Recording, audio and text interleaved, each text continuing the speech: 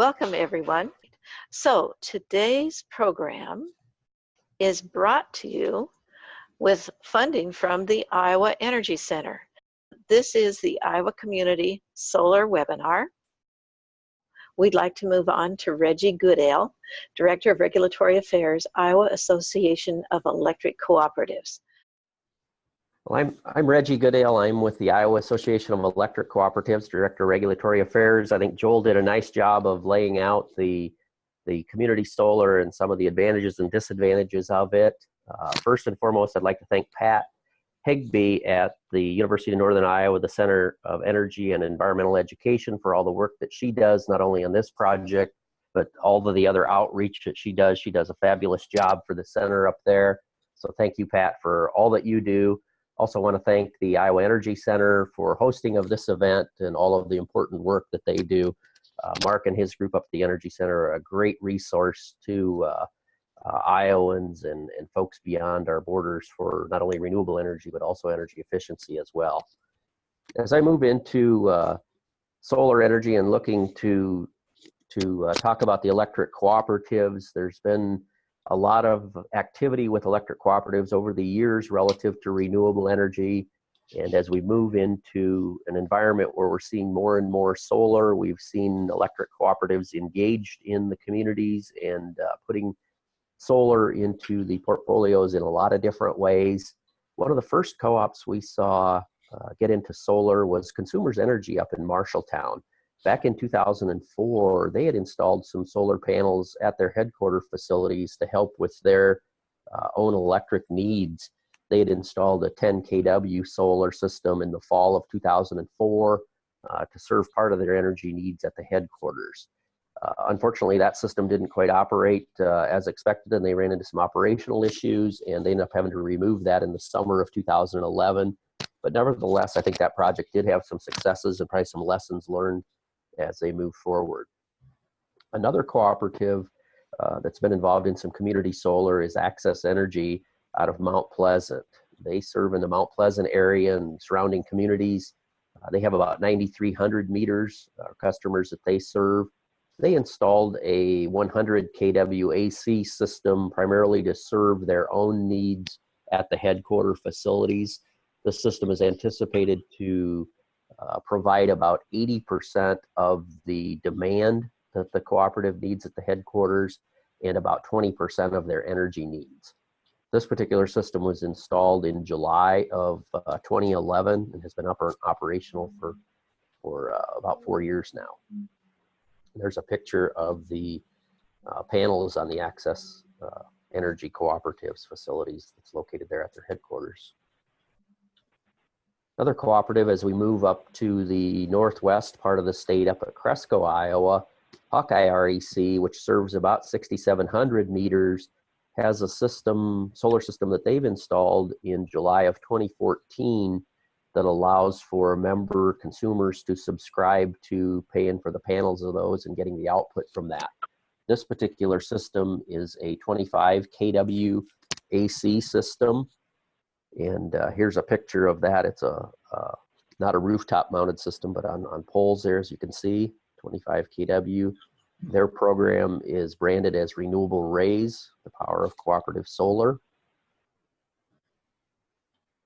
Also up in northern Iowa, kind of north central Iowa, Heartland Power Cooperative, which has offices in Thompson, Iowa and St. Ansgar, Iowa, installed just this year what's believed to be the largest community solar array in Iowa at 800 kW AC. They're also going with a member subscription approach to their solar. They serve about 6,300 meters in Iowa, and this particular array is located just on the east edge of St. Ansgar, Iowa. And here you can see a picture of this array. Moving over to the western part of Iowa, Western Iowa Power Cooperative out of Denison, Iowa, has a system that they installed in May of 2015. This particular system has a capacity rating of 307 kW on the DC side and 150 kW on the AC side. They are also going with a member consumer subscription approach to this, and they serve about 5,300 meters in the Denison area. And here's a picture of the WIPCO system there. As we move more toward southeast Iowa, Farmers Electric Cooperative in Kalona has a couple of projects that they've brought in place. In 2001, they installed about 57 kW solar on a subscription type basis. And then in 2014, they moved forward with a solar farm that's about 800 kW. Warren McKenna, the CEO of the cooperative, received a distinguished award this year from SEPA. It's the 2014 Utility CEO of the Year. And Farmers Electric Cooperative in Kalona is ranked second in the nation for solar watts per consumer. And Farmers Kalona serves about 600 meters in the Kalona area. And here's a picture of their larger project, Kalona area there.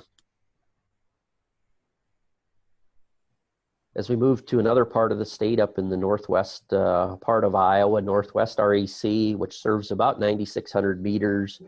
They're based out of Orange City, Iowa. They have a demonstration project that is about 39 kW on the AC side, and their project was installed in July of 2014.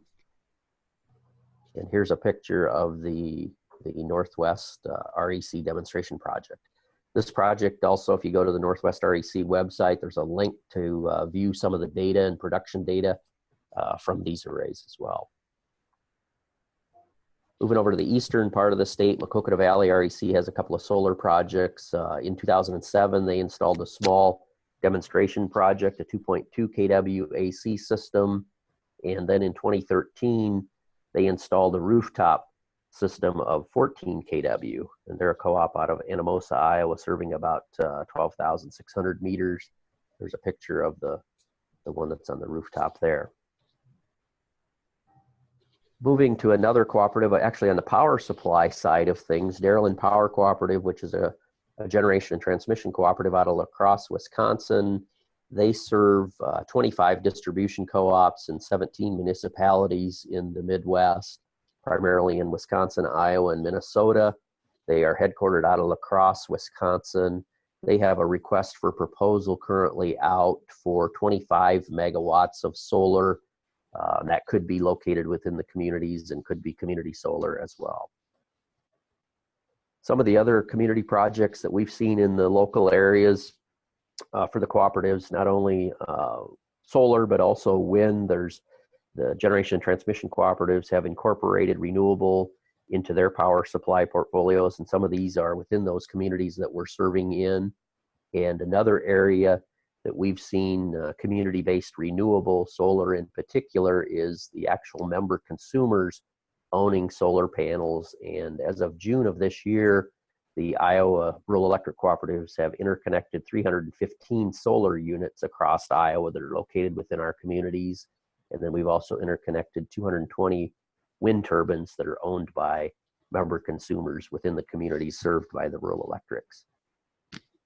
And I think Joel made a couple of good points that I'd like to build upon and reiterate. As we see these community projects, you can see some uniqueness in not only the municipal projects, but also some of the cooperative projects that we've seen developed. As we see these projects develop, it's really solutions that are workable within the community for either the municipal utility or the cooperative. It's not a one-size-fits-all approach. If we let the communities move forward and figure out what works within those communities and figuring out solutions, it seems like we have a lot better buy-in and champions at the local level. If something Joel didn't talk about, but as we see community solar take place by individual customers, certainly energy efficiency is one of those things as individual customers needs to look at and consider before you install any solar or any other renewable system, and make sure you've done as much efficiency as possible. And Joel also talked a little bit about doing the homework, working with your electric utility. That's the case whether it's community solar, if you're looking to do a project in a particular area, or if you are a member consumer of a cooperative, contact your co-op, do your homework, understand what you're getting into, and talk to the utility early in the process. They can be a great resource in the local community and have a lot of information that can help. with that, I've got a slide here with my contact information. If anyone has any questions after the webinar, feel free to contact me. And I guess I